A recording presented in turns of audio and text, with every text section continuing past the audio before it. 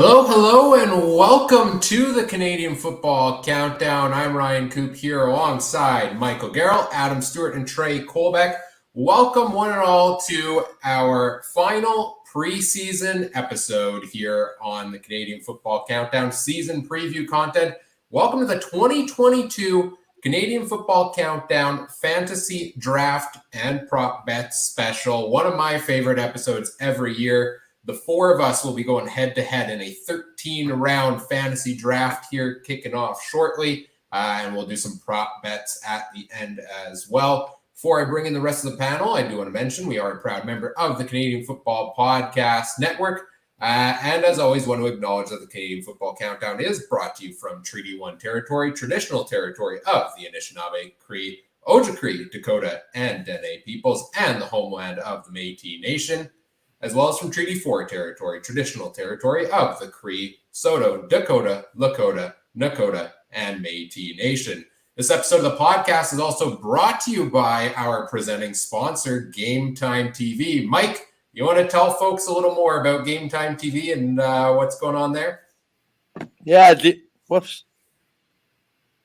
Time TV is your local sports streaming company. We stream live events and other content such as this very podcast for people to watch either live or on demand.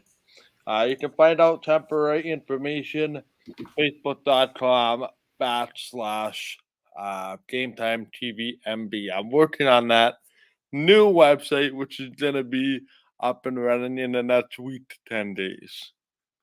Right on. Well, let's bring in our full panel of drafters. You just heard from him already, so he's here first. The reigning champ here from last season's draft was just Mike and I last year. Now we've got four of us. Mike, how you feeling going into tonight's draft looking for the repeat? Well, I'll tell you, I was just as nervous tonight as I was last year. But it seemed to me like I got stronger as the season went along last year and was able to win. And we'll see with two new competitors this year how that's going to go. It made drafting a little bit more interesting. There's some new wrinkles, which I'm pretty excited about. But all in all, it wouldn't be unlike me, or wouldn't be very nice if I wasn't back to defend my title. So that's what I'm going to attempt to do this time around. All right. Well, best of luck to you in tonight's draft, Mike. We welcome in one of the new competitors, the great Trey Colbeck is here. Trey, how are you feeling coming into your first draft here tonight? I'm feeling pretty good. Mike's talking some smack there, but I think it's going to be a good long season this summer, and I'm looking forward to it, man. I'm pretty excited. Let's get the draft going. Right on. And over in Saskatchewan, we bring in the great Adam Stewart, also first time here in the CFC Fantasy Draft. Adam, what's going on tonight? Well, just heading home here and trying to get into the Team Adam war room to try to make sure that our scouts have, I think, made a pretty good plan here tonight, and should be an interesting draft. We've got a few strategies laid out in case these guys have some different ones that I don't expect, but I think overall should be a fun night here tonight. Right on. So we're going to do a 13-round draft tonight. Each of us will be taking 2 quarterbacks, 2 running backs, 5 wide receivers, 2 kickers, and 2 team defenses. So not the individual defensive players, but the defenses as a whole. And at least 2 of the players you pick must be Canadians. In terms of scoring system, we generally follow the same scoring system the CFL Fantasy website uses. Quarterbacks, 1 point for every 25 yards passing, 4 points for a touchdown through the air, 6 points for a touchdown on the ground, 10 yards. Rushing gives you a point. Interceptions, -2. 2-point converts, 2 points as well. Running backs and wide receivers, 1 point for every 10 yards rushing or receiving, 6 points for a touchdown. 25 return yards get you a point. 6 points for rushing touchdown, 2-point conversion, also 2 points there as well. Defense, 1 point for a sack, 2 for an interception, 2 for a fumble recovery, 2 for a safety, and then depending how many points your defense allows in a game, you get points as well. You get a shutout, you get 10 points, and it ranges down from there as well, all the way to if your defense gives up 35 points in a game, -4. So got to pick those stingy defenses here. Kickers, it's based on the range of the field goal. 50 plus yards is 5 points, 40 plus is 4, 30 plus is 3. I think you get the rest from there. Like I said, 13-round draft tonight. So 52 players/teams going off the board here in our fantasy draft. To kick things off, let's take a look at what the random draft order is. Drum roll, please. And let's bring it up here on screen for everybody to see. Thanks to good old wheelofnames.com. Who will have the first overall pick in the fantasy draft here tonight? It's Trey. Trey has pick number 1. Trey will get to pick first overall. Let's see here who gets the second overall pick in the draft as well. And at number 2 will be Mike. Mike getting the second overall pick. And between Adam and I, for 3 and 4, pick number 3 in his Saskatchewan green will be Adam. And it's basically a formality, but I want to see my name picked here as well. So we'll just wait for my sad little name to end up here in 4th. So that is our draft order for tonight. Trey is up first, Mike is second, and Adam is third. I am 4th. How are we feeling, boys? Everybody happy with the pick they have? Any last-minute trades before we begin from anybody? I mean, I wouldn't go and say that my favorite coach is Chris Jones without at least trying to see what the first overall pick was worth. But I don't think I can afford it. So, you know what? Let the games begin. Let the games begin is a great way to put it. If nobody's got any trades to make, let's get this going. Let's get rolling along here with the first overall pick. Let me pull the draft board up on the screen here for us all to watch throughout the night. Trey, you are up at first overall on the draft board. Who are you taking and where are we going? Let's kick this thing off. Well, first I want to thank the Magical Circle for giving me the first pick, and really excited about this one, boys. So Team Trey, Team Degenerates here. We're going to take former Cincinnati Bearcat and the 2010 first team All Big East quarterback, current Winnipeg Blue Bomber, number 8, Zach Collaros.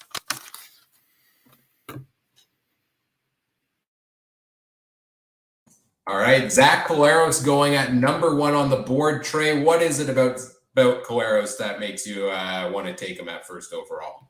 Well, hopefully you guys on the camera can. That's reason number 1, and this one's reason number 2. So that's why. That's all I'm going to say about that. For those listening to the audio version, the podcast, Trey holding up his 2 replica Grey Cup rings from the Winnipeg Blue Bombers there. So laying down the smack here early with the first overall pick. We go over to number 2. It's Team Mike. Mike, you're up. Well, with the second overall pick, Team Mike would like to select from the Toronto Argonauts, Andrew Harris.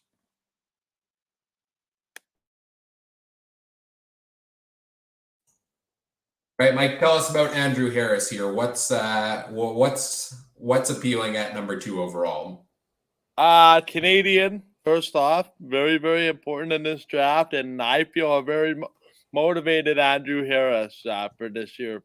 And I think that spells big trouble for the rest of the CFL as far as running backs go. And I'm hedging my bets, but he didn't win another rushing title.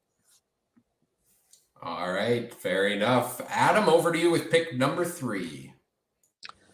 With the third overall pick in the CF Football Countdown Fantasy Draft, Team Adam is proud to select from the Calgary Stampeders, Bo Levi Mitchell.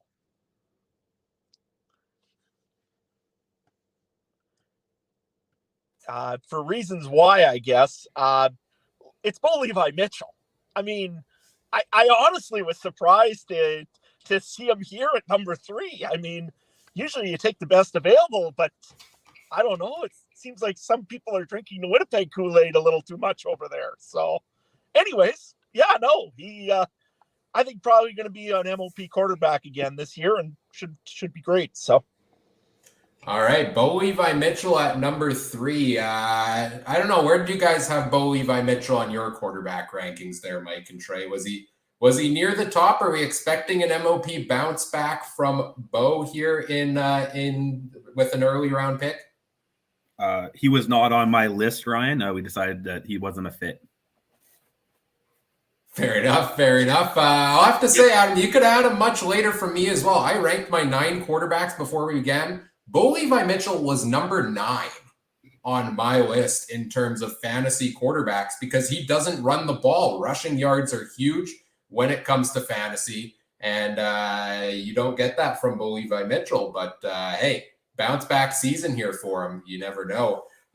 We then move over to me with back-to-back picks. That's a lot of pressure to have the first back-to-backs here. I honestly didn't think he was going to make it here to me, so I think I got to go for him here at number 4. I'm going to take from the Saskatchewan Roughriders, Cody Fajardo at quarterback. I think Cody Fajardo is the top option at quarterback in the CFL to me. I think he is going to have a fantastic bounce back season this year, and I'm really happy to have him here at the 4th overall pick. Moving over to number 5, kicking off round 2 is myself as well. And I'm gonna go with the pairing.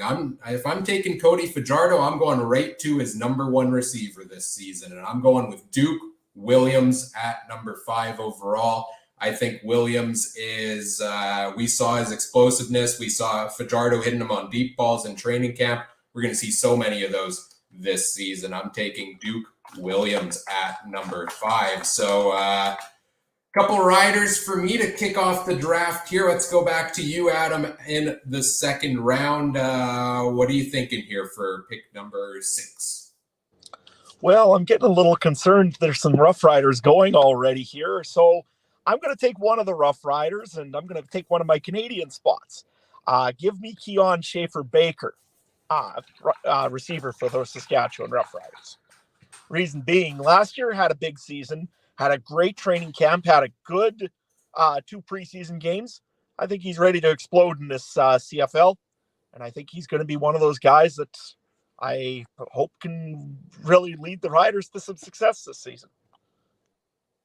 I think that's a great pick. Schaefer-Baker is definitely up there on my list of top Canadian receivers as well. Mike, we go back to you here for pick number 7. You are a very fortunate man that you made that decision. But no, in all seriousness, great player. With my second pick, I guess that would be 7th overall now. I can't do mental math in my head. Team Mike selects from the Ottawa Red Blacks, Jeremiah Masoli. And I believe that the pedigree of Jeremiah Masoli in years past is going to help Mr. Masoli this year with a new team and a offensively minded head coach / offensive coordinator will help bring out the best in this individual. All right, well put there. The Jeremiah Masoli, the 4th quarterback off the board here. Again, everybody needs 2. We all have 1 so far, so 1 more to go for each of us. Will Trey take a quarterback here with his back-to-back picks? You are up to round out round number 2, Trey. No, I'm going to take my back-to-back picks and scratch off 2 Canadians. First, I'm going to go North Dakota or University of North Dakota, Brady Oliveira at running back, and then followed up by Nick Dembski. I know I'm going really hungry with the blue. I just, again, kind of the same thought that Ryan had earlier. If I want to get those double points with Caleros throwing to Dembski or throwing him to Brady in the backfield, that's the way I'm going. But I don't know if we're going to see much blue after this, boys. Is there a concern there at all for you, Brady Oliveira, the timeshare with Johnny Augustine? Because that was something that had worried me coming in to the draft around the Bombers there. No, because again, I thought that he'll pick up some receiving yards to maybe balance it out, and we'll see how it goes, man. There's a waiver wire. There is a waiver wire. Yes, that is true. We are not locked in based on the picks we make here today. We should mention before we go back to Mike for the next pick as well that so we're drafting basically 2 of every position and 5 receivers. In terms of the actual game day weekly rosters, 1 quarterback, 1 running back, 3 receivers, a defensive kicker, and at least 1 Canadian. So you got about half your team on the bench. We've got a couple running backs picked so far. Andrew Harris, Brady Oliveira, the first 2 off the board. And Nick Dembski, the 3rd receiver there. Mike, back to you for your pick in round number 3. I can't get to the front of the buffet line fast enough to announce this one. I'd like to take from the Montreal Alouettes, running back William Stanback. Much like Andrew Harris, I feel this gentleman is in the running for a rushing title. If he stays healthy, he'll have a hungry team in front of him, and he's just one of the better running backs and a great option to have in a tandem with Mr. Andrew Harris. Well, we just got a comment in right before that pick from our friends over at Hussey's Huddle, great YouTube channel there with some great CFL previews. I'm shocked no one has picked William Stanback yet. Well, Mike, you must have read the mind there because he goes in round number 3. Adam, over to you with your pick for round 3. Well, let's face it. I mean, I was on the verge of saying the word Stanback if somebody else didn't say it just before me. So I guess being the guy second in the line there, I'm going to go a little bit different here. I'm going to go with the Calgary Stampeders once more and go Kadeem Carey for running back for these Calgary Stampeders. I'm disappointed because that was the next pick I was making right off the board there. Kadeem Carey, in my opinion, was number 1 in my running back rankings there as well. So I guess I have to adjust a little bit there. Well, if I do need to adjust, that is okay. I am going to go with, I'm going to stick at the wide receiver position here. And I'm going to take from the Montreal Alouettes, Eugene Lewis. The Alouettes are a 1-2 punch at wide receiver, pretty much. It is Eugene Lewis and it is Jake Wieneke. I went back and forth on which one of them I wanted. I could potentially take both right now, and I'm very, very tempted to do so. But I don't quite know if I am ready to make that jump there yet. So I'm going to go for a bit of a different pick here, and I'm going to round out my 2 quarterbacks in the draft, and I am going to go with Nathan Rourke of the BC Lions. I don't have a Canadian on my roster yet. I want one at quarterback. I believe Nathan Rourke has the potential to be as good of a fantasy quarterback as any others. He uses his legs a lot. He's got some great playmakers in Burnham and Lucky Whitehead. Give me Nathan Rourke in round 4. Might be a high jump for him, but I'm willing to take it there with my back-to-back picks. Adam, back to you. Well, seeing as you said the BC Lions, and I was thinking on that one for a little bit here, I believe that I'm going to be going with number 7, Lucky Whitehead from the BC Lions. Let's face it, the Lions don't have maybe a lot of pieces sometimes, but they do have 2 explosive receivers, and Lucky Whitehead is definitely one of them. All right, the first Lions receiver off the board with Lucky Whitehead for Adam, your second wide receiver of 5 here in the draft. Mike, you do not have a wide receiver yet. Are you going that direction, or are you going somewhere else in round 4? You're up. I like the way this musical thing is trending, if that's the right direction. I guess we're all singing on the same musical line or the same musical chord. But I'm going to go from the BC Lions, and I'm going to take Brian Burnham. Just as much as everybody made talk about, I think it was Ryan who said, Montreal has a 1-2 punch at wide receiver. So does BC. And as we know in fantasy football, wide receivers and running backs can put up points in a very, very quick hurry when you need them. I expect this guy to be impactful when it comes to putting touchdowns on the board as well. All right, 3 straight Lions off the board here. Will Trey make it 4 back-to-back picks again? 4th overall, or rounding out round 4 and kicking off round 5.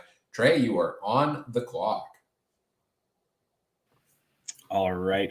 First of all, I'm going to go with my backup quarterback here, Montreal Alouettes, Vernon Adams Jr.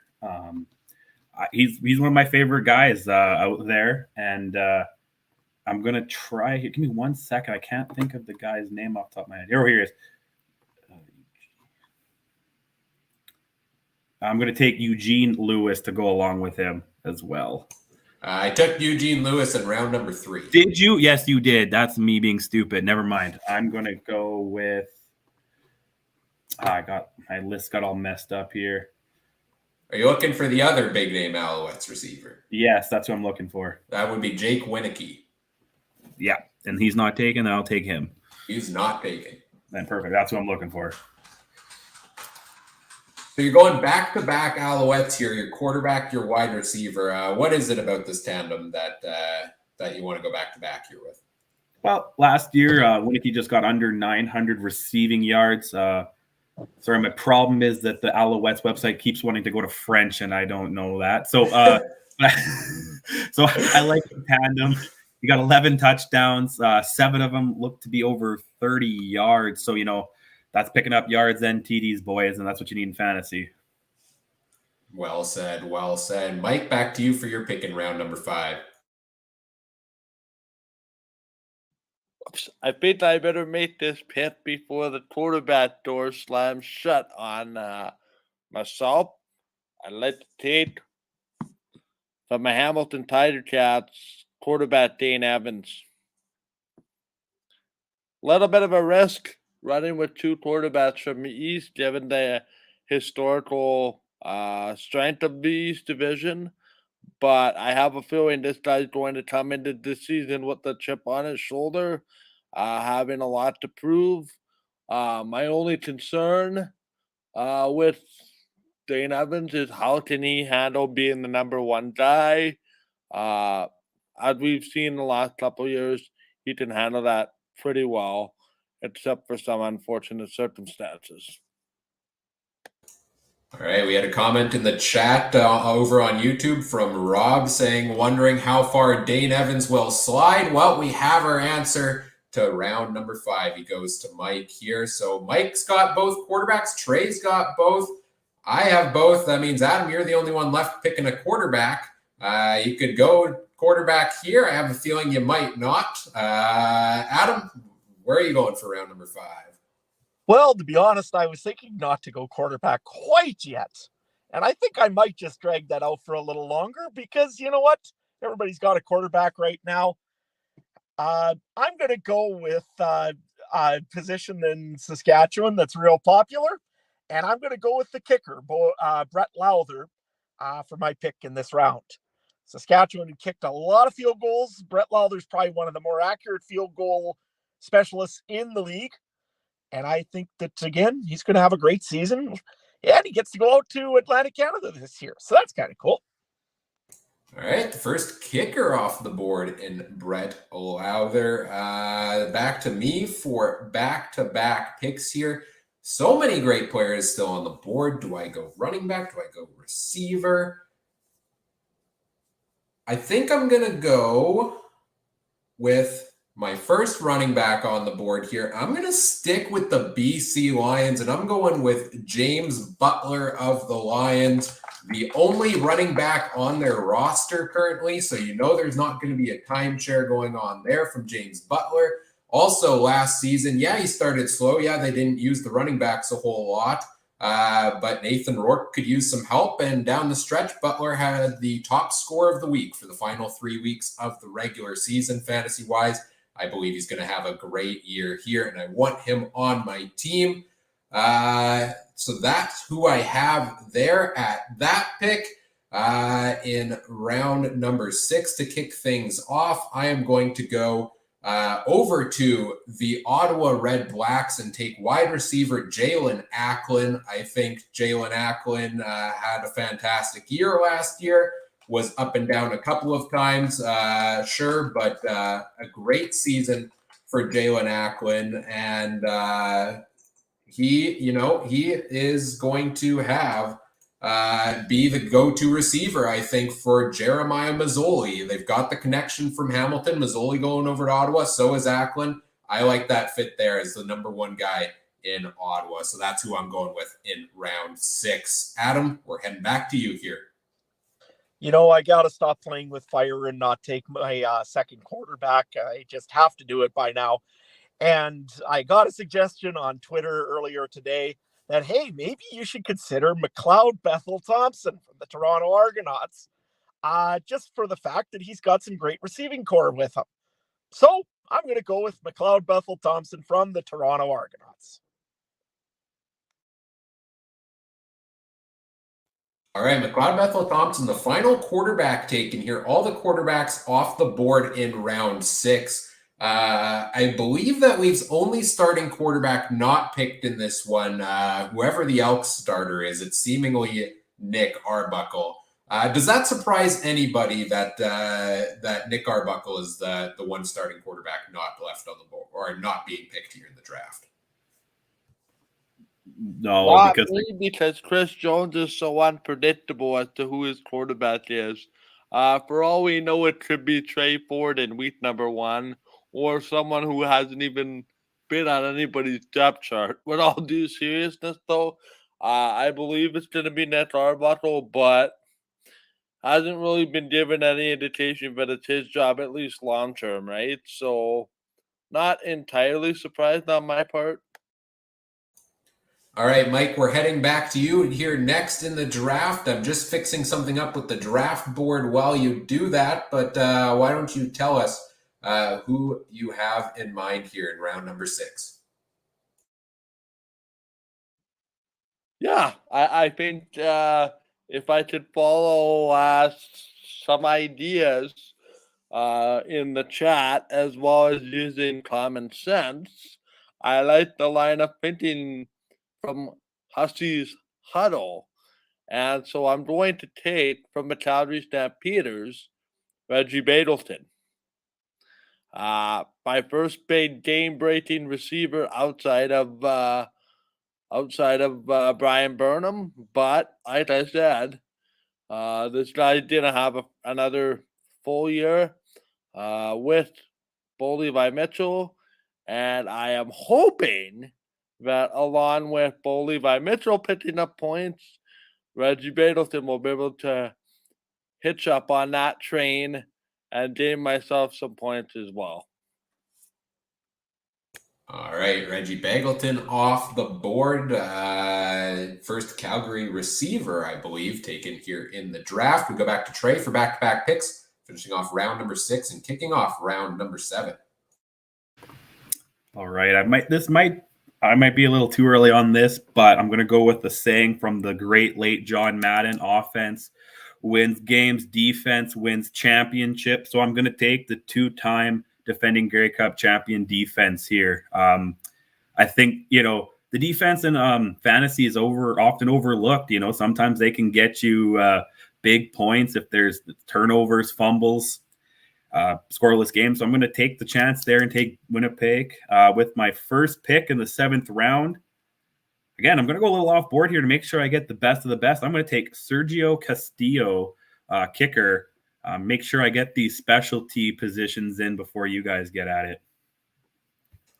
All right, the defense and the kicker there. I like the picks. I mean, there's no doubt Winnipeg's defense last season, fantasy-wise, was often a better play than a lot of quarterbacks were, even most weeks. So first defense, I believe, goes off the board here to Trey. Mike, your pick for round number 7.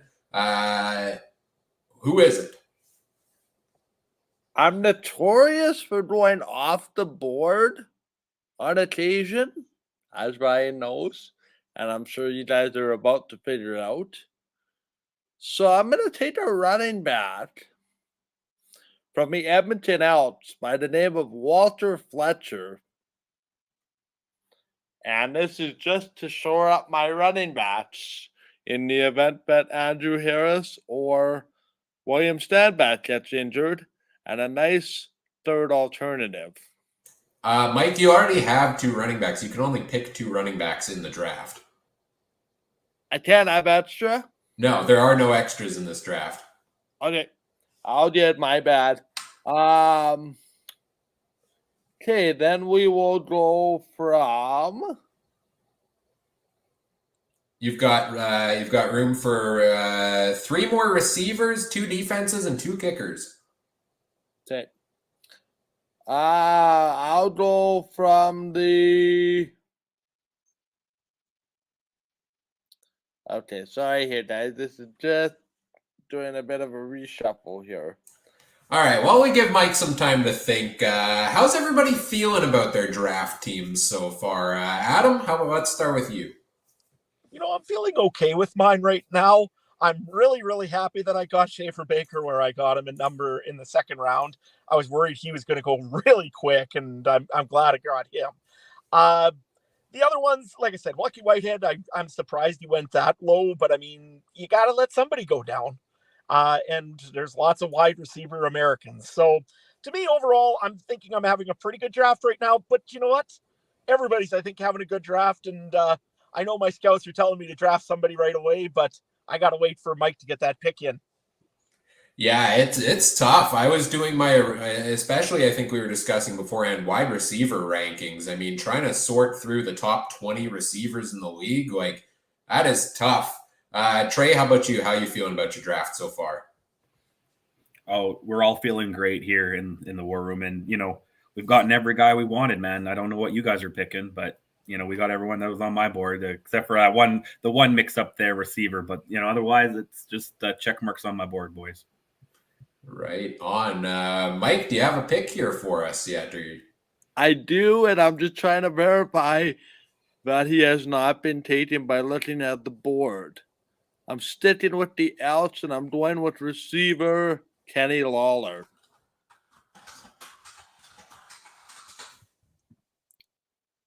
And I'm just verifying. I do not see his name on the screen here. No, he has not been picked yet. Kenny Lawler going in round number 7. Okay, yeah, just adding to my arsenal of game-breaking receivers. But I'm going to attempt to ice this year.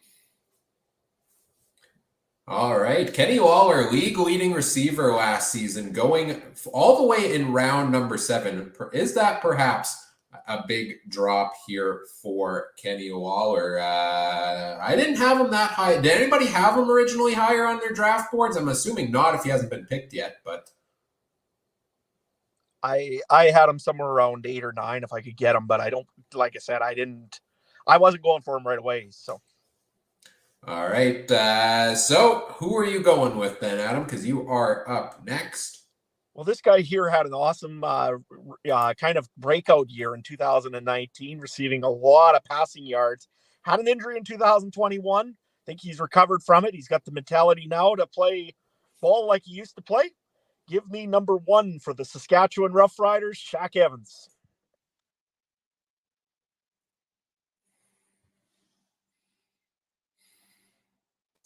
All right, Shaq Evans at wide receiver. A rough season last year with the injuries for him. We'll see if he can bounce back. If he does, I sure hope he does, because that means good things for Cody Fajardo for me. If Evans does have the bounce back season. Back to me with back-to-back picks here. I'm checking my rankings. A lot of the number 1 picks I had on here are going off the board. I'm going to go back here and I'm going to continue, and I'm going to take another receiver here. I think this guy is going to have an outstanding season. No more Brandon Banks in Hamilton. No more Jalen Acklin in Hamilton. There's a couple ways I could go here, but I like what I saw last year from wide receiver Tim White. He finished 7th in the CFL in receiving yards, was a go-to receiver when called upon, and I expect him to be one of the number 1 guys again there this year. And that's, I believe, 4 wide receivers for me on the draft. So let me round it out with my 5th. This is my top Canadian receiver of the year and my bold pick of the season, that despite everybody else they have, this guy will be the leading receiver on the Toronto Argonauts. I'm going with wide receiver Kurleigh Gittens Jr., who was one of the hottest fantasy players down the stretch last season. He is McLeod Bethel Thompson's favorite target. And I'm hoping that leads to some nice fantasy points for myself here with my final receiver in the draft. We go back to Adam here in round number 8. Well, Trey, I was thinking your strategy there of taking a defense pretty early, and I have to agree on it. I think it might not be a bad idea here. So I'm going to take the defense from the Saskatchewan Roughriders. Had a lot of picks last year. Had a lot of fumble recoveries. It was definitely a positive side for them, and I think they're just going to carry on Rick Rowland, and with Charleston Hughes there, I don't think anybody's going to stop him.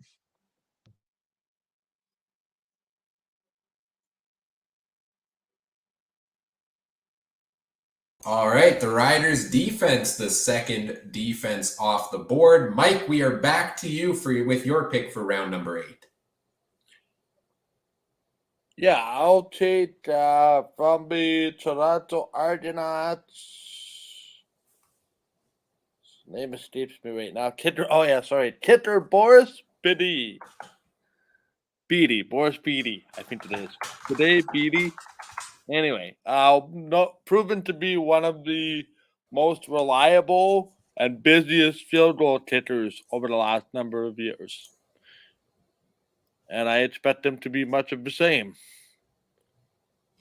Right on. Third kicker off the board here, Boris Beatty. Trey, we go back to you to round out round number 8 here. Muted.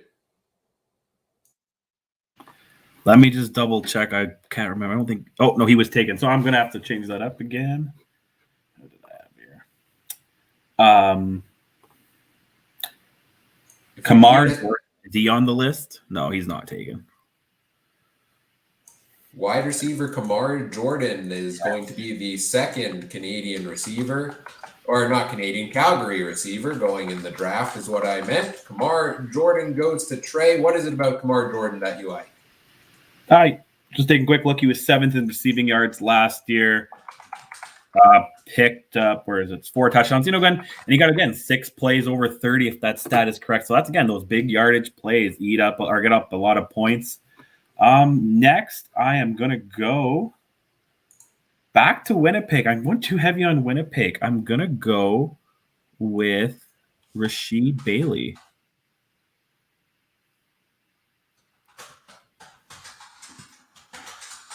And I don't like going this much one team, but I got to show these reasons again for the people that are watching. I guess that's why we got to go with the Bombers, right? Again, holding up the 2 Grey Cup rings. Yeah. There is Trey, Rasheed Bailey. We had a comment from Rob in the YouTube chat saying, does Rasheed Bailey Does Rashid Bailey merit being picked? And I think he had a good season last year, so I would agree with you that he does. Just stopping in here, updating our draft board here a little bit. Mike, you are up next on the board, but let's stop down and check in with you. How are you feeling about your draft team so far, Mike, and how you've done in this draft? Oops. Yeah, a bit of a mixed bag for me. Couple guys that I wanted but were gone, but all in all things considered, can't complain too much. Right on. And we checked in with Adam. We checked in with Trey earlier. For myself so far in the draft, fourth pick in the draft, I was kind of excited because there's so many guys early on. There's so many guys in the CFL. It's not like the NHL where Connor McDavid's your consensus number one pick necessarily across the board. There are a lot of different ways you can go, and I'm happy with who I got here. It was the top three guys I wanted in the first 3 rounds of the draft. Just getting set here to finish off updating the draft board. I'm just putting all the nationals on the list, tagging them appropriately so we can see that updated. I think I got them all. If I missed one, let me know. And we are back with the draft board here. Let's take a look at what everybody's got so far. So Team Trey's got all of his quarterbacks. He needs a running back yet, a wide receiver, a kicker, and a defense. Also locked in with your 2 nationals. We've got Mike needing 2 receivers, a kicker, and 2 defenses. Still need a national player there. Adam, you need a running back, 2 receivers, kicker, and a defense, and a national. And myself, a running back, 2 kickers, 2 defenses is what I need left on the board. So I think we're set. We're ready to go. Round number 9, Mike, it's over to you. Yeah, I'm just trying to double check that my player that I want to take is a national. If not, that's going to be a bit of a challenge here. My apologies. Yes, he is. Okay. I'll take from the Winnipeg Blue Bombers, number 82, Drew Wolodarski. This is a quiet, sneaky sign-in to go with my receivers who like to thread the needle deep. Probably one of my underrated receivers that isn't necessarily flashy, but will come up with a huge catch every now and then to extend some drives. All right, Drew Wolodarski. Yes, one of those guys that I think is an American or dual citizenship, I think maybe, right? But is qualified as a national. I think it was his mom or something was Canadian, and yeah, it was definitely a supplement draft. Right. But Drew Wolodarski is a national in the CFL. Adam, over to you in round number 9 here for your pick. Well, I've got 2 more receivers, and I'm sure one of them is going to have to be a national. So here's what I'm going to do is I'm going to pick my first one. Will be from the Toronto Argonauts, Eric Rogers. And reason being, I mean, let's face it, he used to light it up in Calgary. He has had a little bit of an issues lately in Toronto, but I think he can recover, and he's going to have a pretty good season out with the Boatmen. All right, Eric Rogers going here to Adam in round number 9. I'm just checking the board to see what I'll need. I need a running back, 2 kickers, and a defense here, and 2 defenses here still. Check my draft rankings. Consult with the folks in the war room. I'll take my first kicker off the board here. I'm going to go from the Calgary Stampeders with Rene Paredes. They call him Mr. Consistent. He kicked the most field goals in the league last year, had a great percentage. Rough go in that playoff game for him, but back for another season, and always a consistent kicker, Rene Paredes there. For my next pick, I will go over to the running back position, and I'm going to go with James Wilder Jr. of the Edmonton Elks. I think James Wilder Jr. Fantastic season for him last year. I think we're going to see another season of bit of an iffy quarterback play potentially there from the Elks. I expect the use of Wilder Jr. in that lineup in Chris Jones's offense there. So I'm going with him in round number 10 to round out my running backs here. Adam, we go right back to you for your pick in week 10. So my pick here is going to be one that I hope is going to play quite a few reps as a running back, but also he's got some kick return ability. I'm going to go with Jamal Morrow of the Saskatchewan Roughriders for a running back.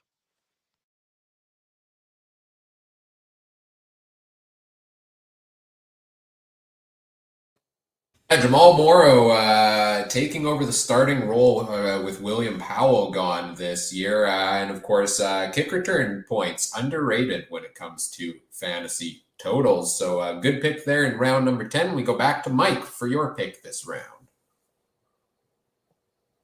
I'm just verifying, but by my mathematics, I have room for one more wide receiver. Let me check the board here for you. Yes, you do. Okay.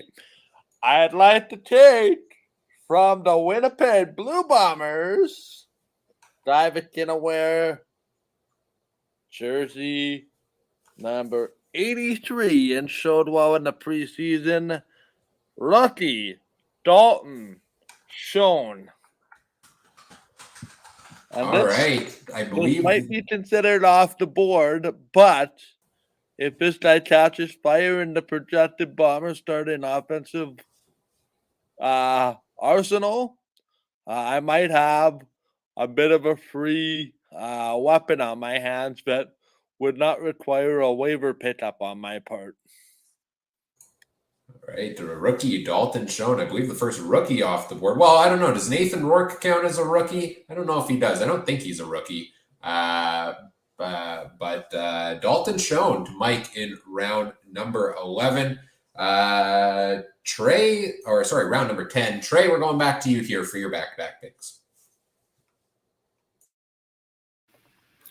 Right. I'm going to make sure that I have another strong defense. I'm going to go with Steeltown Hamilton Tiger Cats.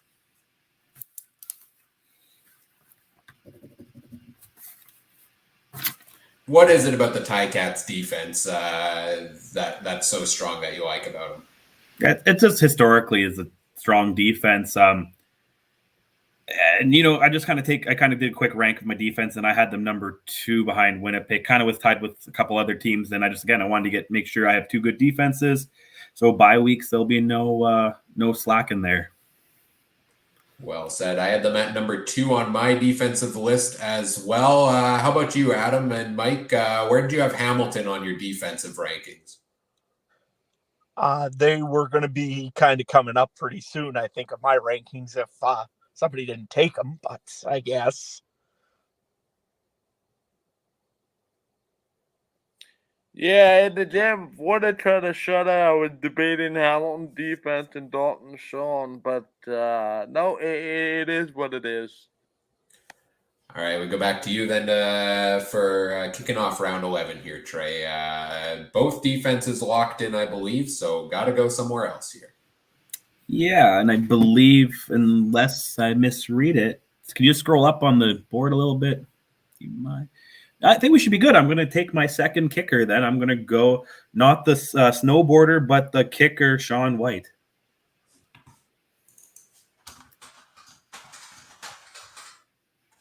And again, he's just a guy that's been in the league for a while. He's going to get, I'm pretty sure Edmonton's going to put up some points. So he's going to get a lot of extra points and field goals. Wasn't there a couple games last year against Winnipeg where they only scored nothing but field goals? So, kicker's going to get me points there. No, yeah. He's in BC now. Never mind. Right. Still, same point. BC's definitely going to get some points as well. And I'm not too sure about their offense, so they might still have a lot of field goal opportunities.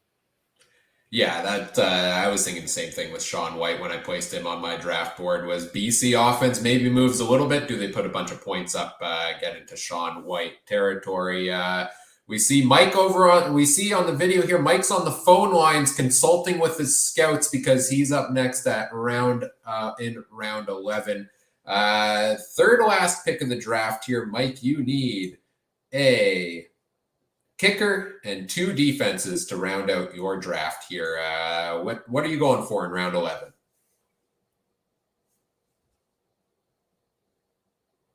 Whoops. Sorry, I had my mic turned off. At round 11, I'm going to take my first defense off the board. A defense that I think will be sneaky dead under the radar, even though I picked this team to struggle. This is a team that could, if things break a certain way, be very effective. I'm going to take the Montreal Alouettes defense. Montreal's defense, one of the top fantasy defenses last season, I believe average-wise, falling in just behind Winnipeg and Hamilton. I would agree, very underrated there. Adam, we're going over to you in round 11 here. Again, 3 picks left in the draft. You need a kicker, a defense, a wide receiver, and you still need a national. Well, I think I'm going to get the wide receiver and the national filled out for myself right now.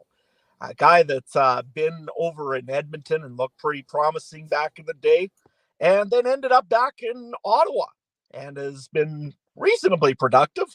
I'm going to go with Nate Behar from the Ottawa Redblacks. Right, Nate Behar, yes, a solid season for him over in Ottawa last year. Better quarterback in Ottawa this year as well, and should get starting role there. Also, over to me, 2 back-to-back picks. I've got 3 left in total. I believe I need 1 kicker and 2 defenses here still. So let me look over at the defensive board. You know, I got to put my money where my mouth is. Last week on our West Division preview show, I said I think the BC Lions could have one of the top defenses in the CFL in 2022, and I'm gonna put it out there on my fantasy team as well. I do have some concerns on the defensive line, but Lucius Purifoy, Delvin Breaux, all those pieces they've brought in. They've got a solid linebacker crew there as well. Shout out Bo Lacombo, followed us on Twitter the other day. So gotta represent him in the fantasy team and pick the BC Lions defense. I'm expecting big things from them this season. And I'm going to go right back to the board here, I think.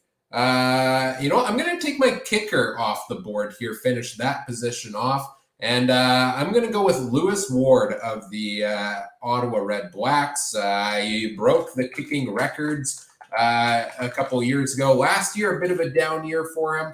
But I do like Lewis Ward there. I think he's one of the top kickers in the game. And I think there's a couple teams with some kicker struggles and some unknowns, and I do not want to be left with one of them with the last pick in the draft. So we'll find out which defense I get given as the last defense available with the last pick here, but we'll see where it is. I'm just happy to get my kickers in place. Adam, we're back over to you here for your second last pick. Well, Ryan, I hate to say it. They usually say in football, kickers get ridiculed, but defenses win championships. So I'm going to go with the defense. And I don't know how I could bet against the guy because, he's quite the head coach. And he's also a pretty good defensive coordinator. Give me the Edmonton Elks defense. And let's see if Deron Carter can get a couple pick sixes on, well, hopefully not Bo Levi, but somebody else this year. All right. I figured Edmonton's defense would be one of the ones that goes higher in the draft. The Chris Jones effect, right, is definitely at play there. Mike, you've got 1 defense. I believe you've got 1 kicker as well. So you need 1 more of each of them here to round out the draft. Yes, that is correct. So kicker or defense in round 12? Which way are you going here, Mike? Yeah, I don't know, guys. I'm going to need some help here. Thinking I'm going to go defense, but I'm trying to figure out exactly what's left. I believe there is, in no particular order, there is Ottawa, Toronto, and Calgary, I believe, are the 3 defenses left on the board. Yeah, let's give me a Calgary defense. A defense that quietly got very, very good toward the end of last year. They had some struggles, but righted the ship just enough to almost beat Saskatchewan. They're in the West Semi.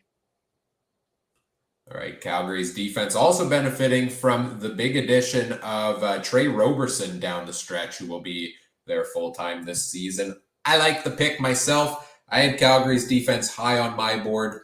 They were my 4th highest defense there. So nice pick for you, Mike.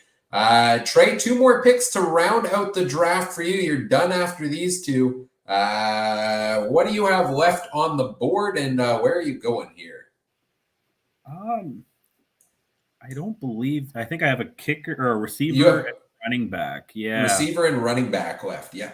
You don't mind just checking, was William Powell taken? He was not. I'll take him. All right. Perfect. And just one receiver. So what is it about William Powell here in round number 12 that you like as your final running back? I lost the page, but he was fairly high up on, he was fairly high up on rushing yards last year. And I like the Montreal offense. So I think he's just going to have a lot of carries and a lot of touches in that offense. Ottawa offense, I think, is what you meant, right? Ottawa, right? Sorry, yes, yeah. Ottawa. I apologize. My receiver board is such a mess. No problem. We can filibuster. We can filibuster if you need. Let's go to you, Adam. Here. So William Powell going in round 12 was with the Saskatchewan Roughriders, your hometown team last season. What are you expecting from him going back to Ottawa this year? Are you expecting more from Powell than you saw in Saskatchewan, or? I think Paul LaPolice is going to use him a lot better than what Jason Moss was using him, to be honest. William Powell just never really fit into Saskatchewan that well. He had some good runs once in a while. He had a few 100-yard games, but for the most part, Saskatchewan didn't use him that well. So, yeah, I do predict that William Powell's going to have a good year, and, man, that's a steal in the 12th round for Trey. Absolutely, yeah. I think that's a great pick here in round 12. Do you have your round 13 pick yet? Again, I apologize if he was taken. Was Greg Ellingson taken? He was not. There's another one then. Let's go. I know I'm going heavy blue and gold, but I'm not going to show him for the 3rd time. We all know what I'm going to show my 2 reasons, right? So until Adam can show me those rings from don't worry. I've got that one from 07. That one looked pretty nice. If you want to show Kahari at any time, you're welcome to. Oh boy, the smack talk begins already. Of course, you can look forward to the back and forth between Adam and Trey every week on our weekly preview show, streaming Wednesday night, 9 p.m. Winnipeg time, 8 p.m. Saskatchewan time. Other time zones convert accordingly, and on the podcast feeds as well. So that rounds out the draft for Trey. We go over to Mike here. I believe you need a kicker to round out your draft, Mike? That would be correct, sir. And I'm going to go with a kicker, but I can tell everybody it's going to be a backup already. I don't know, guys. I'm going to go with Mark Lidio. Whoever that Bomber place kicker is, I know they put Ali Matata on the PR. I guess that's subject to change, but taking my chances with Mark Lidio, I guess. Yeah, Mark Lidio, rough season last year, but did win the kicking job here again. One of the last kickers to go off the board. Adam, I believe you need a kicker as well. You bet I do. And I've got one lined up. I think he's going to be good. My scouts are all telling me that he has the experience. It's not Paul McCallum. even though that would have been hilarious. I'm going to go with Sean White of the BC Lions. Sean White was taken by Trey in round 11. All right, then Adam was so shocked he disappeared for a sec there. There we go. No, he's back. I believe, if I'm not wrong here, I believe the only starting kickers left on the board, just taking a look here, you've got the option of David Cote in Montreal or Michael Domagala in Hamilton. Well, then I guess with the final selection, we're going to go with David Cote of the Montreal Alouettes. All right. Why Cote over Domagala of the Ticats? You know, it's just throw him up, pick him at this point. I like Cote what he did last year a little bit better than what I seen out of the Hamilton kicker. Just because I think the Hamilton kicker had 1 year experience. Cote, I think, has 2 years. Just that's mainly what it is. Let's face it. I'm relying on a lot of points from Brett Lowther on my kicking duties. All right. Well, to me, for the final pick in the draft, the final decision to make, 2 defenses left on the board, Toronto and Ottawa. One of them was 6th in my rankings. One was 8th. I got to, of course, go with the team that's 6th. I would have had Ottawa higher, I got to say. I like what they did this offseason, but the loss of Kwaku Boateng to injury really hurts to me. I love the Argos defense. I think they've got a lot of great pieces there. I'm going with the Toronto Argonauts as my defense to round out the draft. They were my 6th ranked defense, and I am happy to take them here to finish off the draft board. So that does it for our 13-round fantasy draft. Let's check in with everybody and take a look at everybody's teams here to wrap up the draft portion of this. Trey, you had the first overall pick. You went to Zach Collaros at quarterback in round 1. Brady Oliveira, Nick Dembski, Vernon Adams Jr., Jake Winicki, the Bombers defense, Sergio Castillo as your first kicker, Kamar Jordan, Rasheed Bailey, Hamilton's defense, Sean White is your second kicker, William Powell, Greg Ellingson. What do you think of your draft team here tonight, Trey? I sense a theme here among the players picked on this roster. Are we going to see the Grey Cup rings yet again? No, I put them away. They had to go to bed. They were getting tired from all the attention and stuff. And, I wasn't planning on going so heavy bomber. But when you guys started taking names that I had written down, they were not – I just kind of started thinking, okay, well, I'm going to have to start taking from the Winnipeg pool more. And I'm really happy. We didn't, I got a little bit of mix up here. I like this. I think we got a good team. All right, let's take a look at Mike's team. Starts it off with national running back Andrew Harris, Jeremiah Mazzoli in round 2, William Stanback, Brian Burnham, Dane Evans, Reggie Begelton, Kenny Lawler, Boris Beattie, Drew Wolotarski, Dalton Schoen, Montreal's defense, Calgary's defense, and Mark Leggio. Mike, what do you think of your draft team here tonight? Well, I hate to break the news, but I heard on a podcast that is highly reputable, that is not our podcast, although I'd like to think we're reputable, but on a podcast that I listened to, this individual said, everybody likes their team on opening night until the game starts. So, as much as I love my team, there are concerns on my team that I'm hoping to not have to address. I do like the fact that I have Andrew Harris on my team.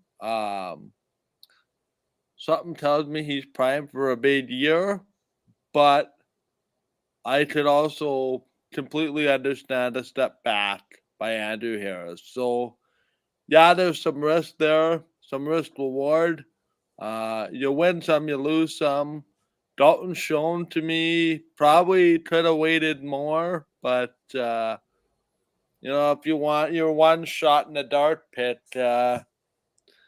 not a very it's a pretty good team, I would say. When it comes to the wide receivers and the running backs, quarterbacks, we'll see.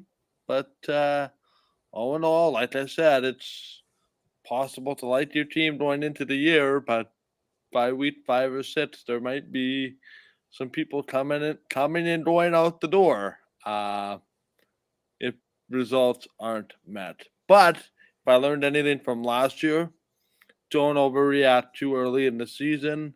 Better to be peaking at the right time, for sure.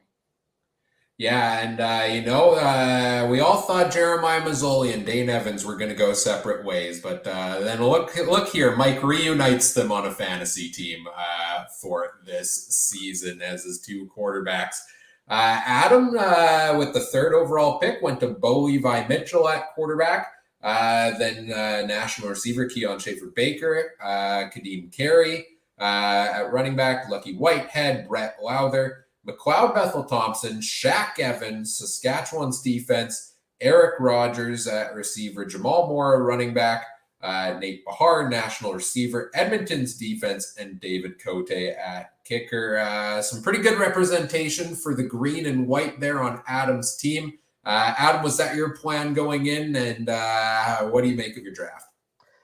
You always stick to what you know. And I mean, I do know my Rough Riders, and I've seen some at training camp, and I seen some good players there. I was a little disappointed. Actually, I didn't get one wide receiver, but that's neither here or there. That's the way a fantasy draft works. To me, I'm glad that I've gotten some, that I got my 2 quarterbacks, or 2 of the guys that I really was after tonight. And I'm really happy on what the remaining of my wide receiving core looks like. But you know what? There's always room for improvement, and I can definitely see why that I won't be hired as a CFL general manager anytime soon, probably. Let's face it, none of us will, right? That's why we play fantasy, so we can pretend that we know what we're doing until we find out we aren't. We don't. For my draft team, I went Cody Fajardo in round 1, followed by Duke Williams, Eugene Lewis, Nathan Rourke, Canadian quarterback, James Butler at running back, Jalen Acklin and Tim White at receiver, Curly Gittins Jr., a national wide receiver, Rene Paredes, James Wilder Jr., BC's defense, Lewis Ward, and Toronto's defense to round out the draft. I'm super pumped about my draft team. I had a lot of my top picks on the board. I really wish I could have gotten Kadeem Carey. I'm still frustrated that Adam took him ahead of me because I think he is going to be the top running back in the league this season.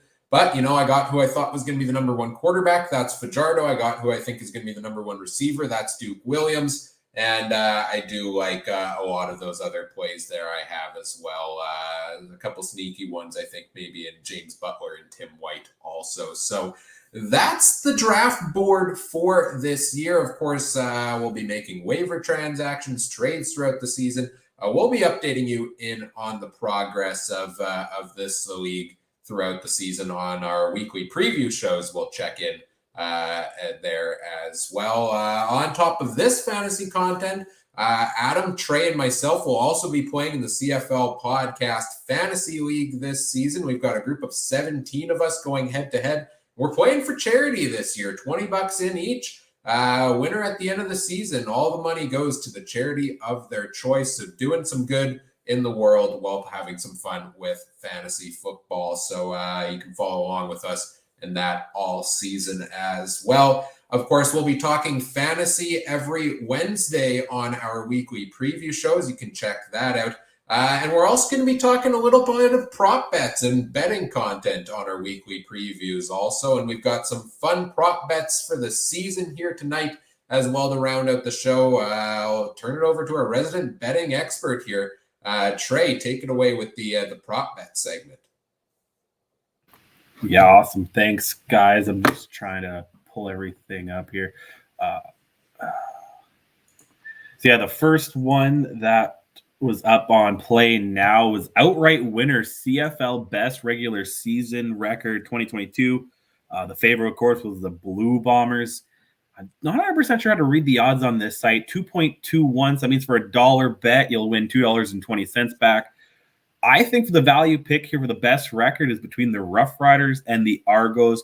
The Rough Riders pay 6-1, while the Argos will pay 8-1. Those are two teams that I think if Winnipeg gets into injury problems, and I think Michael said too, he thinks they're going to be like that second, third team and then get hot in the playoffs. The Rough Riders and Argos could definitely take the top mantle. What do you guys think? I think that the bet with the Riders is actually a pretty good one at 6-1. Argos especially, because if they can get hot and they can get hot quick, they can prove that they have a quarterback and they've got a good system going on. That team could roll in the East. And let's face it, besides what I said earlier and when we did the East Division preview a few weeks ago, that the Alouettes would be very good, the Argos are going to be pretty decent as well. So I think both of those are pretty good money chances to take if you want to make a small bet on the season. Yeah, I have the Argos finishing first place in the East Division in my predictions. So I like the pick on the Argos. I think they're going to be a strong team. Remains to be seen. They made some good additions, but are they, additions that are past their prime, right? But perhaps, they're in win now mode. They want to win. They want to follow up last season. So I like that pick there as well. Mike, any thoughts?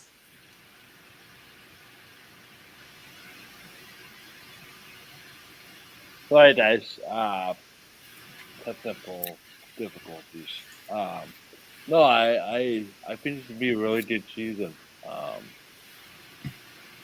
Interested to see which waiver pickups end up making the biggest impact in this thing, because I was looking earlier today at mine and Ryan's draft versus the teams we finished with, and I understand it's a two-person pool, but there was a fair amount of changeover.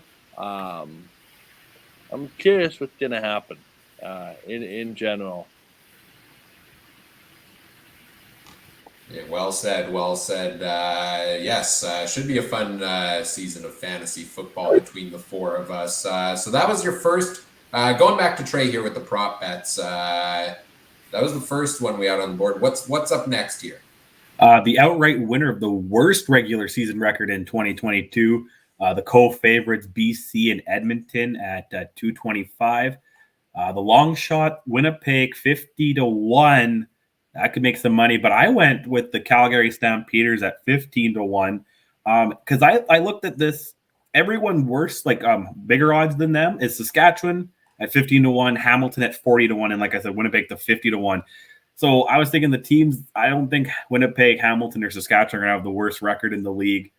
Again, I went with the value pick, 15-1. $5. That's a steak dinner for you and the wife this weekend, or in November. I mean. I just have a tendency of disagreeing with that one with the Calgary Stampeders. I don't.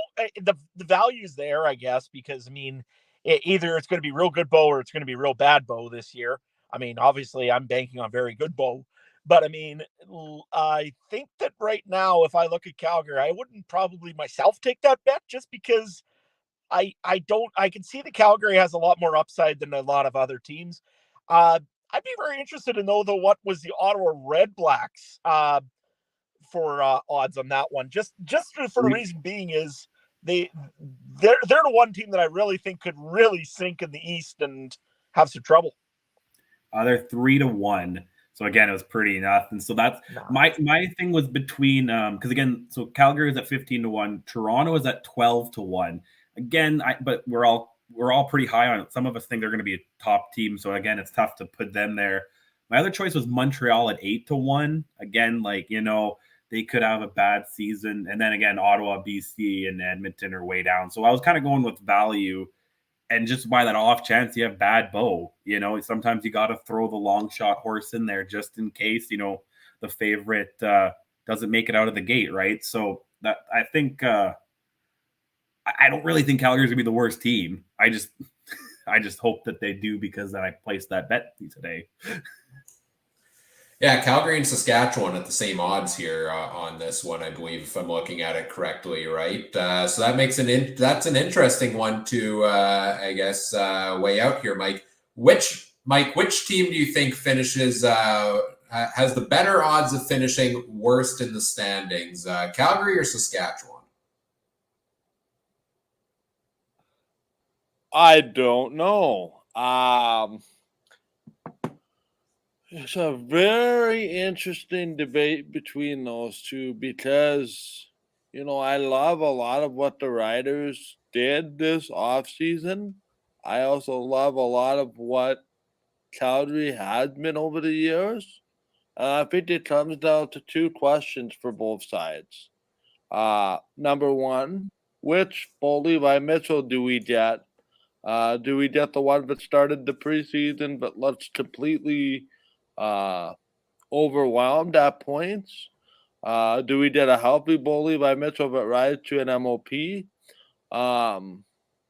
Again, for Saskatchewan, I hate to say it, it comes down to that offensive line.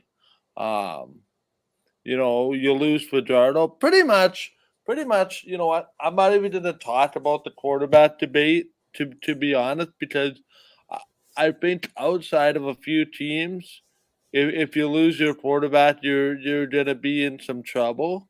So I think with that being kind of the outlier, um, Calgary season rests on Bo Levi Mitchell. We're not sure. Jake Mayer, you know, I still am of the opinion that we won't see Bo Levi Mitchell for the full season.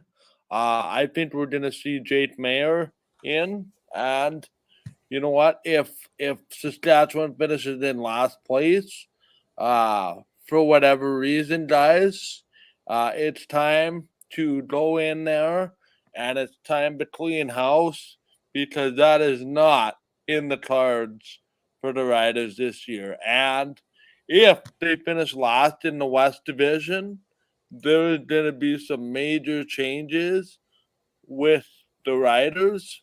I think Calgary, I think you can have a bit of an allowance to be in last place, but man, if Saskatchewan finishes in last place, heads are gonna roll there. It's already a market that is difficult to. Um, it's already a market that's already struggling to sell out a lot of games. There's a lot of, I don't know if taking advantage would be the right word, but it's gotten to be a tougher sell in Saskatchewan than in the past. It just wouldn't be good. Hosting the Grey Cup and being in last place, speaking from experience, that happened here the last time we hosted the Grey Cup. Good Uh, times, good it, times. it did not go well. It will not go well. And to be honest, the Saskatchewan Roughriders finishing in last place. Sorry if I'm being inundated by mosquitoes here. Did you just clap and kill a mosquito mid thought on the podcast? That was amazing. Yeah. So anyway, the mosquito Twitch story. We had to take the rod in here when we first started recording, so now it's the mosquito gate. But yeah, no. So that being said, no, I agree. Saskatchewan finishing in last place would be the equivalent of the Green Bay Packers finishing last in the NFC North. Sorry, but that's kind of the way I envision things with Saskatchewan being, the Green Bay Packer fan base wouldn't do well. My long-winded answer gets to this one simple point. I don't think either of these will happen, but it's nice to have, I guess, the discussion. We've got a comment here from Cat Smiles 24 watching over on Twitch. When the Riders get good and protect their quarterback, they definitely can be good. Younger team, but Riders have the ability to do it. Absolutely. Cat also saying we want the Frog back. Maybe one day the Frog will come back here on the podcast. Trey, let's head back to you for the next prop bet. Awesome. Yes, there was a couple interesting ones. They had 3 head-to-head matchups on play now as well. Start with the first one, head-to-head matchups between Winnipeg and Hamilton. I believe they play twice, so I'm not sure what happens in the event of probably goes to points maybe. But I'm going to take Winnipeg in that one. Even if they go 1-1, I think whatever the tie break is might lean towards Winnipeg. Hamilton is the underdog, but again, it's not really paying anything crazy different. It's $220 for Hamilton and $162 for Winnipeg. I just thought these bets were interesting to bet on the head-to-head matchups over the season. What do you guys think? Well, I hate to bring it up, and I know I'm off topic, but I definitely made a few dollars here with my Colorado Avalanche. 6-5. I know. I'll be posting my little thing later over on Twitter. Don't you worry about that. Anyways, what you're saying with the Hamilton-Winnipeg one, Trey, I looked at that and I said, there's just not enough money to go for Hamilton. It's an interesting kind of thing that they would make that into a prop bet, to be honest. I would think you would maybe do rivalries instead, maybe like Saskatchewan-Winnipeg or Edmonton-Calgary or Hamilton-Toronto. The next two are. The next 2 are? Oh, okay. Yeah. So, but that one there, it's hard to bet against Winnipeg. I mean, let's face it. They are the defending champs, as much as in Saskatchewan, we don't like saying it. They're probably the better team out of the 2 between Hamilton and Winnipeg. To me, there's just not enough on there to either go either way, really. Is there? What do you think, Mike?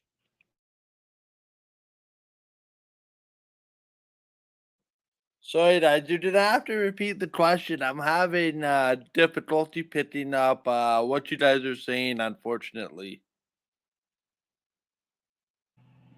Trey, you want to go through that once more? Essentially, it's a bet between who's going to win the season series between Hamilton and Winnipeg. Oh. Yeah, sorry. I think it's going to be split between the 2. I think both teams win in each other's parts. Just because of the fan bases. Although I think it would be nice if the Bombers went into Tim Hortons Field and followed up Grey Cup memory with a victory. But no, I think in all seriousness, I think this has the potential to be a Grey Cup rematch again. There's not really much standing in the way of either of these 2 teams getting back to the game. When you look at the way the rosters are constructed. I think 7 other fan bases would roll in their graves if that happened for the 3rd straight season. But including a green one that's also real upset over on this side. But can you tell me on paper that either one of these teams has done something to take a drastic step back that you couldn't see these 2 teams in the Grey Cup? I mean, I know, there's some question about Dane Evans, but, to me, the Brandon Banks moving on is the equivalent of spending money elsewhere. That Hamilton defense to me had the ability to be a number 1 defense again. I don't think it's happened 3 years in a row, just for the sake of angering 7 other fan bases. I don't think it's out of the realm of possibility to see these teams in the finals. They're not my 2 picks to go there, but I think they have as good of a shot as anybody. I wouldn't put them above anybody else in the standings by a large margin. In terms of the bet here in the season series, I guess, this one, they call it a rivalry because of the back-to-back Grey Cup matchups. That's probably why it's there. Do they have these prop bets for every single combination of teams, or are there only these specific ones, Trey? There was just 3. I don't know where they picked the 3 from. It was Winnipeg, Hamilton, and then Toronto, Ottawa, Calgary, Saskatchewan were the 3. So, and all of them, the 2, Winnipeg, Hamilton, and Calgary, Saskatchewan were pretty even, but we'll talk about it later. Toronto, Ottawa, there was a little bit of difference, so I would have betting I might lean to Ottawa. But yeah, I just thought these were cool. Like, I wish they had every combination. That would actually be more fun. Like like Adam said, where's Banjo Bowl and Labor Day and stuff like that. And yeah, that should be the prime one to bet in there, you would think. I But don't know, but I'm sure Adam and I will come up with a bet on our own, right? So it'll be all good. And we're still looking for fans, by the way. If you want to go and give us an idea for some bets or give us some ideas for what to do in the Banjo Bowl and Labor Day, by all means, leave them in the comments. We want to hear them. yes, absolutely. I'm going to agree with Mike on the Hamilton-Winnipeg one and say it's probably going to split. If it leans more to one team, I would lean towards Winnipeg there for taking two. But I could see it being a split even across the board between them. What's the next one here, Trey? Yeah, we'll jump to Calgary and Saskatchewan. I believe they only played twice the last 2 weeks of the regular season, so this is an interesting one. I've looked on both schedules. Last 2 weeks, home and home, to end it off. I took the Rough Riders to win that one because I think we're going to have no-go bowl this year, and I think Calgary's not going to win many head-to-heads this year. So it was 195 for Calgary and 180 for Saskatchewan, so no real money difference. Again, it's I'm actually surprised these bets aren't a little more, but I guess their teams are pretty even now. Adam, what do you think about your Rough Riders? Do you think they're going to sweep the Stampeders in October? Sure, like them to, but I just don't see it. I mean, it's so hard to win a home and home series, no matter which team you play. If it's Winnipeg, if it's Saskatchewan, if it's Calgary, or even Edmonton, it's so hard to win back-to-back on games. I mean, look at what last year was with Calgary and Saskatchewan. I mean, Saskatchewan won one of the 3 back-to-backs. And of course, there's a bye week in the middle of that. So to me, it's a split. I think maybe that if depends which Bo shows up again, like we've been saying so many times this podcast. If it's good Bo, I would probably give the odds to Calgary just because I think he can probably light Saskatchewan up maybe a little bit more with his arm, but depends what arm is underneath Bo also. If it's ugly Bo, I'd go narrowly for the Rough Riders because Duke Williams and Cody Fajardo. So like I say, it's a very tough one to say on this one, just because those two teams are going to be probably battling for a playoff game at home come October.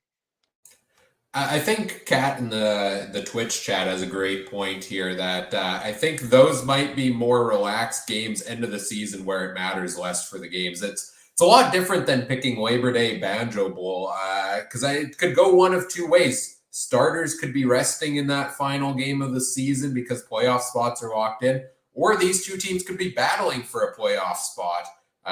So I could see it going either way. Either way, I agree. It's probably going to be a split more often than not. It is on a home and home series. So I got to go. Who would I give the edge to? See, that's hard to tell when it's so far late in the season. And you don't know which team's going to be in what spot there. So I don't think I have a pick yet on which team I would give the edge to for two wins there. Depends how the rest of the season plays out. No, yeah, that's pretty fair.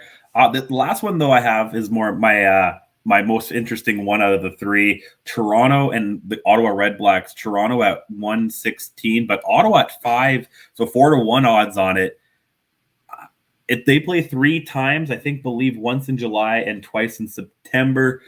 I'm betting wise, again, I'm not too bad. I'll admit I might put $20 down on Ottawa just in case somehow Harris gets injured or he's not the way he is, and Brandon Banks isn't the way he is, and Bethel Thompson has nobody to throw to. Betting wise, I'll go for that. Like, I know Toronto's probably going to go 3-0 or at least 2-1, but betting wise, maybe Ottawa picks up something late in September. Yeah, I think that's a decent value pick there for Ottawa. What did you say? 3 games between the two teams? I don't think that's out of the realm of the possibility that we see Ottawa win a couple of those games there. I think this is going to be a well-improved Ottawa team, especially, just checking the schedule to see when exactly these games are. They've got one in week 7, one in week 14, and then Toronto's got a bye, and then they've got a bye week and they play again in week 16. So I think, later in the season gives Ottawa more time to gel with a brand new roster. Kind of like that pick there to go with the Red Blacks. We've got Hussey's Huddle in the YouTube chat saying Toronto did not play well in that one game versus Ottawa last year, the one that Duck Hodges started. Oh, who could forget the legacy of Duck Hodges, who is subsequently retired from the CFL. But Adam, what do you think here on Toronto and Ottawa? Yeah, no, the value is right there for Ottawa. I mean, if you are a real betting man and you feel like, let's face it, Ottawa at this time of the year, everybody's 0-0 and everybody's going to be real good in position to play any team very hard. Ottawa played them well in the preseason, I thought. Didn't maybe come out the way they wanted it to, but it is what it is. But you know what? I think that the Ottawa Red Blacks with Paul LaPolice, they could pull off the 2-1 on them and could really hurt Toronto's odds to all of a sudden host or be in a playoff game. Yeah, Toronto should win that one. Don't get me wrong. Toronto should be the team that should probably walk on Ottawa and probably do it pretty easily. However, there's a lot of talent in that Ottawa team that wasn't there last year. And you can't tell me the Lapo's not going to have those guys ready to go. William Powell's in the team. Nathan Bahar, as I mentioned before. And Jeremiah Masoli wants to prove something this year, that he is a legitimate number one quarterback in this league. And you know what? There's enough there that alone, to, with not even the value included, to pick Ottawa. What do you think there?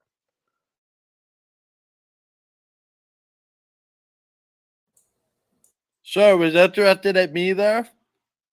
Yeah, no, I was just saying, who do you think out of Ottawa and Toronto for the season series? They play 3 games, so you got to pick an outright winner. But who do you think out of Toronto and Ottawa? Yeah, guys, to me, I'm hesitant to give Toronto 2 wins here against Ottawa.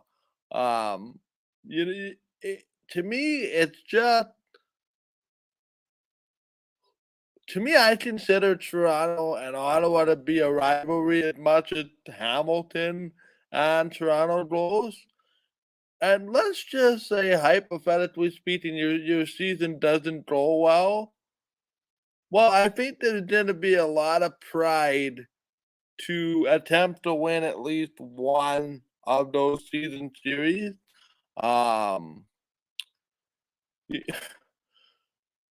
I hate to say that this is going to come across as trying to be skeptical, but I'm not as high on the Argonauts as some other people seem to be, largely because I'm not sure Andrew Harris can stay healthy, among other things. Long-time listeners of this podcast know how I feel about McLeod Bethel-Thompson. But again, you know what? Ottawa, to me, I think Ottawa can win 2 out of these 3 games, just straight up. Because I feel like Jeremiah Masoli is going to be out to prove his doubters wrong. There was a lot of, do we keep Jeremiah Masoli? Do we keep Dane Evans? Don't sleep on the Ottawa Red Blacks. I have them near the top of this East Division for a reason. And these are going to be close, competitive games, but Ottawa can certainly win 2 out of 3. There were weeks where I thought Ottawa would have the doors blown off of them last year just because of their talent. But you know, these aren't last year's Red Blacks. Let me tell you, there's a lot of pride in that office of the Red Blacks, and you know, we've seen them make this last place, the first place turnaround. Why can't they beat Toronto 2 out of 3? I'm telling you right now, it didn't happen. All right, Trey, do we have any more bets on the board here for the prop bets before the season? No, but just a quick note to anyone who wants to bet. Always keep an eye on the odds because some switched up on me today. So just real quick, Hamilton at Saskatchewan. Hamilton's +1 on the point spread. When I made the bet, it was 1.5. So Saskatchewan has to win by 2, but now they will have to win by 1. So just always make sure maybe you wait it out sometimes. But they could also go the other way. So like Ottawa is plus 9.5 with Winnipeg. So is Winnipeg going to win by a full 10? Sometimes those big point spreads change too. So always keep an eye on that if you making any betting this weekend. Right, for sure. And we'll be talking the best bets all season long on our weekly preview show. More announcements to come of how we're going to do that. Some fun stuff we've got going on with that. This is pretty much it for our season preview content, and we get into. This week in a couple days, the season kicks off. Thursday, June 9th, the season kicks off, and so too does our regular season content. As we get ready to wrap things up here tonight, let's take a look at what's to come here on the podcast. Every Monday night throughout the season, you can find us here. We're live on YouTube, Facebook, Twitter, Twitch, on the Game Time TV YouTube page as well. For our CFL weekly recap, we'll have game recaps, CFL news, players of the week. That's every Monday night, 9 p.m. Winnipeg time, 8 p.m. Saskatchewan. And then every Wednesday, including this Wednesday, 2 days from now, our CFL weekly preview. We'll have game previews, talk storylines and things like that, make our picks. We'll talk some CFL fantasy just like we did tonight. And Trey will have us set up with some prop bets there as well. That's Wednesday night, 9 p.m. Winnipeg, 8 p.m. Saskatchewan. Again, live on all of the platforms. So make sure you subscribe on whatever platform you prefer to watch or listen on. And stay tuned for great content here from us all season long. Make sure you check out all the other great shows from around the Canadian Football Podcast Network as well at CF Pod Network on Twitter.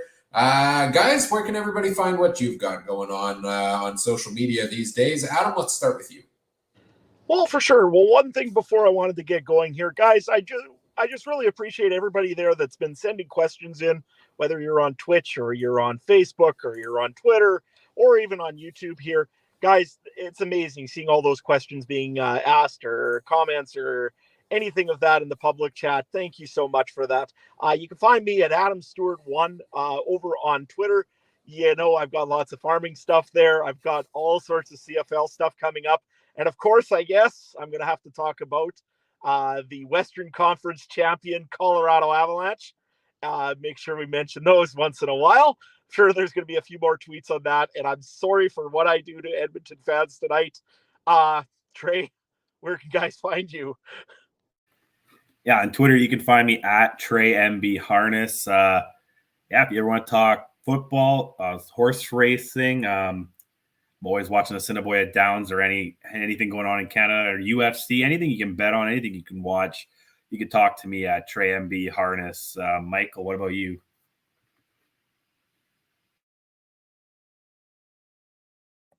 Man, I hate these buttons sometimes. Yeah, you can find me on Twitter at Mike Garrow, Game Time, Facebook.com, Game Time TVMB. Primary source of information will be Twitter. By the way, Oilers fans, okay, I know it's going to come, and I know it might be a spoiler to some people, but two things just on the way out here. I'm watching the game here as the show going on. Number one, different goalie, please, next year. You're not going anywhere with Mike Smith. Sorry to say. Second of all, since I'm really, really fired up right now based on what I'm seeing on Twitter, that is the overtime winning goal, no matter which way you slice it. I know Oilers fans aren't happy with it, but it's a goal. I am the first to say goal versus no goal. Opinions that you've seen on Facebook and Twitter from time to time. It's a goal. It's not like one win would have changed any thoughts and opinions on the rest of the series, but still a great run for the Oilers. And now we gotta wait 11 to 13 days if you're Colorado to see who you're gonna play in the Stanley Cup final. Coop, your boys saved their season last night and might have found a way off the mat. Time will tell. That's it for me, guys. Yes, the hero Andre Palat with the last second goal to make the series 2-1. I'm hoping my Tampa Bay Lightning can get to the finals to take on Adam's Colorado Avalanche. I'm sure that will be a fun time on the podcast. We may all hate each other before the season's like 5 weeks old. We'll see. No, it's always a blast getting to chat here on the podcast all together. You can find the podcast on social media. We're on Twitter at CF Countdown Pod. We're on Facebook, the Canadian Football Countdown there as well. Whatever platform you're listening on or watching, we appreciate if you do all the fun things such as like, comment, rate, review, subscribe, share the show with your friends, help us grow the show. We always appreciate that. Forgot to mention, you can find me on Twitter as well at CooperTrooper42. I think that's it for tonight. CFL season's back right away. Starts this week. We'll be here Wednesday night preview, and then let's get the games rolling. As always, thanks for listening. Take care. Have a good one. Bye.